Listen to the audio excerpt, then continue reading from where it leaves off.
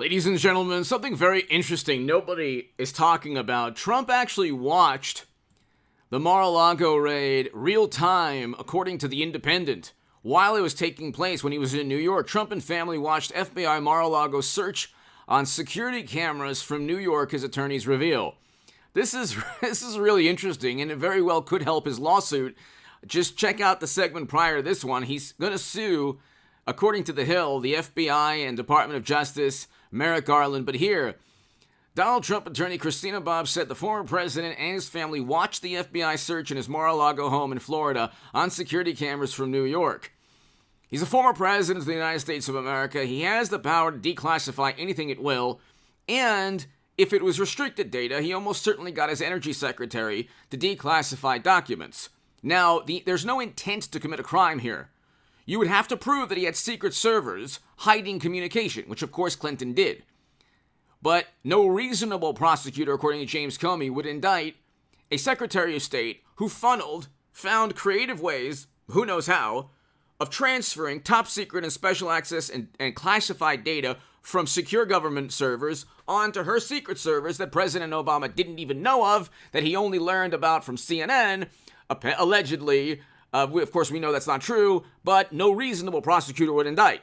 Do you understand? Because there was no intent to commit a crime, even though she intentionally had secret servers that nobody knew of to hide information, almost certainly about foundation pay-to-play schemes, but of course, there was no intent to do any of that stuff. So the precedent has been set. Hit subscribe to this channel, ladies and gentlemen. Check out the segment prior to this one. Trump is suing all of these people for violating his Fourth Amendment rights. There's no probable cause for going after a former president. Sorry, he was a former president, okay? President Obama had 30 million pages of unclassified documents. That is such an absurd number of unclassified documents. It's impossible. How do you have 30 million documents? So when Democrats lie, they go like they make the greatest lies of all time, and they engage in deceitful statements within plain sight. Oh, well, did President Obama ever take classified data? No, absolutely not. It was 30 million pages of unclassified documents. Who read 30 million? Did the National Archives read 30 million pages? And if so, how long did it take them? What are the chances that there's maybe some classified data in the 30 million pages of unclassified data? But let's just say there was no classified data in 30 million pages. Let's just say that was the case. We're to assume that Trump, as a former president of the United States of America, had criminal intent. He didn't have any criminal intent when leaving with boxes that contained, of course, classified data. He was president. So the data was either it was declassified. If there happened to be classified data, there was an intent to commit a crime. So the precedent that James Comey set is already there. Sorry, if classified data... First of all, President Obama's administration made an absolute mockery of classified data. Up until the last week of 2016, Uma Abedin's laptop had classified information on it, and you had the aptly named Anthony Weiner sending photos of his last name everywhere.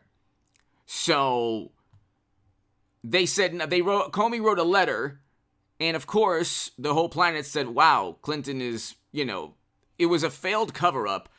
Strzok, McCabe, Clapper, they all knew, Brennan, Comey, they all knew how, or they didn't care how Clinton transferred top secret and special access program intelligence, okay? But the act of doing so is a criminal act. Then with Hunter, they never really...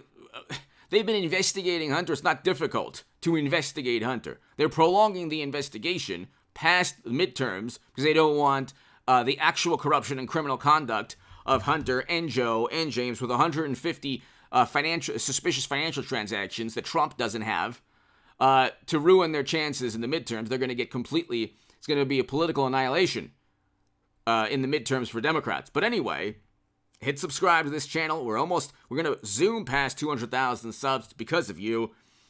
And I thank you so very much. If you want to read my writing in The Hill, the Huffington Post, Salon, the Jerusalem Post, the Federalist, other publications, go to hagoodman.com.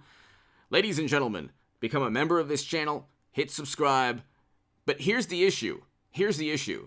If he saw exactly what they were doing, then he knows exactly what he should focus on in the upcoming lawsuit. There's going to be a lawsuit where, according to The Hill, where he's going to sue the Federal Bureau of Investigation and the Department of Justice, Merrick Garland. There was no intent to commit a crime. He didn't commit a crime. So when they say, well, removing classified data, every presidency removes classified documents and either declassifies them or they have the classified data and they work it out with the National Archives and then they declassify it after the president is out of office. Okay? But this nonsense where they're trying desperately to get Trump, and they always get Trump based on an informant's information. The informant is almost always, when you look at the Steele dossier and the Alpha Bank server nonsense and the first impeachment, it's always somebody with either a vendetta against Trump or linked to the Clintons in some manner. It's never an actual informant that has direct knowledge of a criminal act. Usually they work with informants that have direct knowledge of a criminal act. Trump didn't commit a crime. Okay? They found nothing in Georgia, in New York. They found nothing in terms of his tax returns. They found nothing in terms of collusion. Every single major allegation against Trump, they found nothing. They found emails with Hunter. They found suspicious financial transactions with Hunter. They found endless classified data with Hillary. They found evidence of crimes with Democrats. They didn't do anything about that.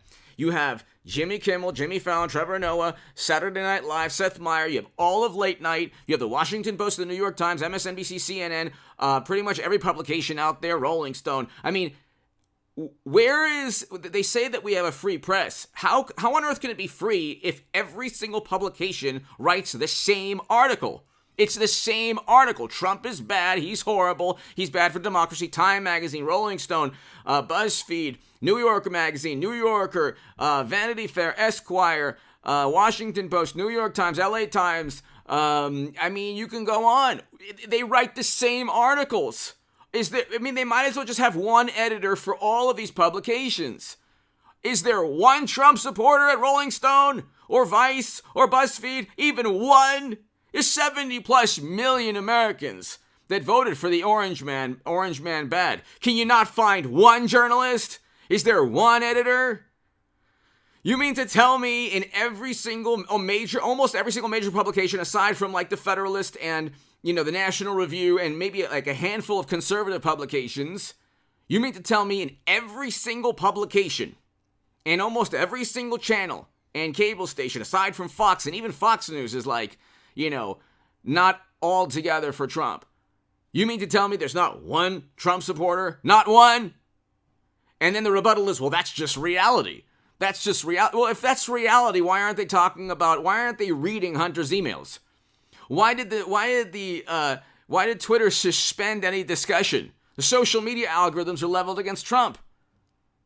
I mean, it's like unbelievable. They're these sacred cows that, of course, Trump completely dismantles and takes a gigantic baseball bat and bashes and, he doesn't care about sacred cows. But Democrats continually create sacred cows to worship. And oh my God, if you even critique or discuss a topic, it could be a number of topics, by the way, starting with Hunter's emails and even before that, other issues.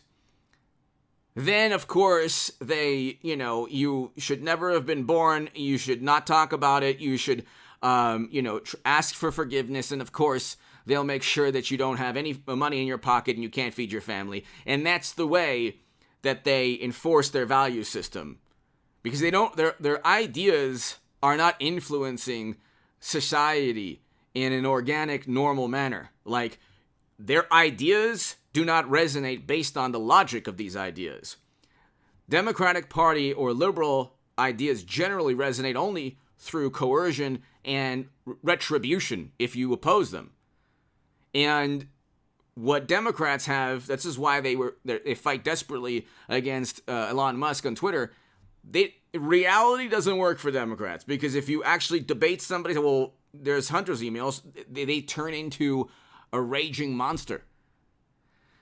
They can't possibly accept a rebuttal to their weak arguments. So what they do is then they have an alternate reality called Twitter and Facebook and social media algorithms that prevent discussion about things they can't defend. And so you have Trump watching Donald Trump, Attorney Chris. Okay, they were actually able to see the whole thing. They actually have a better idea of what took place inside. So they watched the whole thing. And they're able to go ahead and say exactly what took place. And they can look and say, okay, look, this is what they did that it was either criminal or improper or a violation of the Fourth Amendment. And if they look, at a certain point with the Durham Probe Special Counsel and Trump Republicans in the House and the Senate, they will be able to prove that the United States government was leveled against Trump. We know it was. We know it was. And then they say, and then the rebuttal from the Washington Post is, well, any discussion, any accusation that the government was leveled against Trump leads to extreme rhetoric. The Washington Post ignored $1 to $2 billion in property damage. The CNN ignored a building in flames right behind a journalist. Are you kidding me? They ignored Kavanaugh with a maniac trying to end his life. And all the churches that were destroyed after the Dobbs decision. Most of the extremism and violence is coming from the left. And it's completely ignored. So spare us the concern, the fabricated, phony, fake concern. Anyway, give me your thoughts below. Hit subscribe to this channel right now. Trump had a front row seat. And that's going to help his lawsuit. Give me your thoughts. Thank you.